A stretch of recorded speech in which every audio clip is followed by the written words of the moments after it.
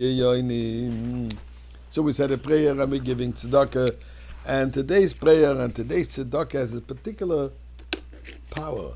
Because as Chassidic teaching goes, that these 12 days, starting from yesterday till Rosh Hashanah, each day corresponds to a month of the bygone year, of this year. So whatever we're doing now has the quality for a full month. So we have to do it with greater strength, with greater enthusiasm, because we're fixing everything that we lacked during the past, that particular month in this year. Yesterday, as we mentioned on Friday, was Chai Elul, the 18th day of the month of Elul. Chassidim all over the world were sitting and bringing the Shabbos and focusing on this important Chassidic date. But really, it's not just a Chassidic date. It's a date which has affected, until today, transformed the landscape of Judaism forever and preparing us for the coming of Moshiach. And what is so special about this day?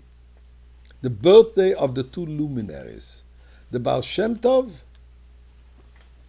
in the year 1698, and then the Alter Rebbe, the founder of the Chabad movement, in the year 1745. Give a quick glimpse about the Baal Shem Tov first. Baal Shem Tov, founder of the whole concept, movement, teachings, philosophy of Chassidus. See, he was born in a small town in Ukraine. His father, Rabbi Eliezer, was a member of the secret society called the Chevre Kadisha, the hidden tzaddikim.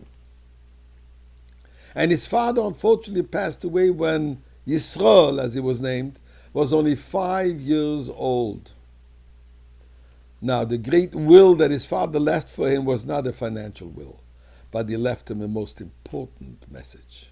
And his last words to his son were, at the age of 5, fear nothing but God alone. Love every Jew with all your heart and all your soul. And indeed, since then, the young orphan will spend much of his time wandering and meditating in the forests that surrounded his hometown. Fearless. But there, one day, he met one of his father's compatriots and eventually joined their society. For many years, the Baal Shem Tov lived disguised as a simple innkeeper and clay digger. His greatness was known only to a very small circle of fellow mystics and disciples. But on his 36th birthday, on the 18th day of the month of Elul, he was instructed by his master, who was none other than the aged prophet of Achia Shiloni, who was, by the way, the teacher of Eliyahu Hanavi. Very good credential. And he was instructed by him to reveal himself and publicly disseminate his teachings. Drawing from the mystical soul of Torah, the Baal Shem Tov, which by the way means the master of good name, taught about the spark of godliness that is to be found in every creation, and about the great love that God has for each and every one of his children, scholars and simple folk alike. He emphasized the importance of joy and simple faith in serving Hashem.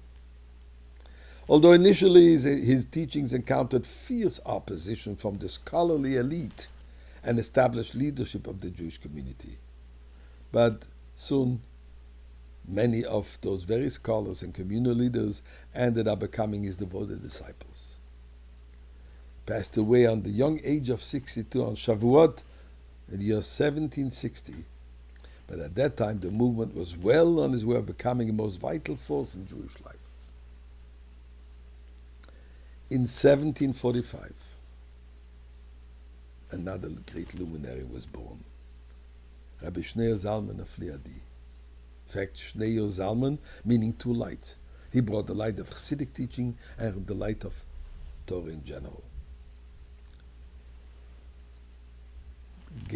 Then known as the Alter Rebbe, the Baal HaTanya, the founder of the entire Chabad movement, with the emphasis on the scholarly understanding, the deep understanding of those mystical teachings that the Baal Shem Tov revealed.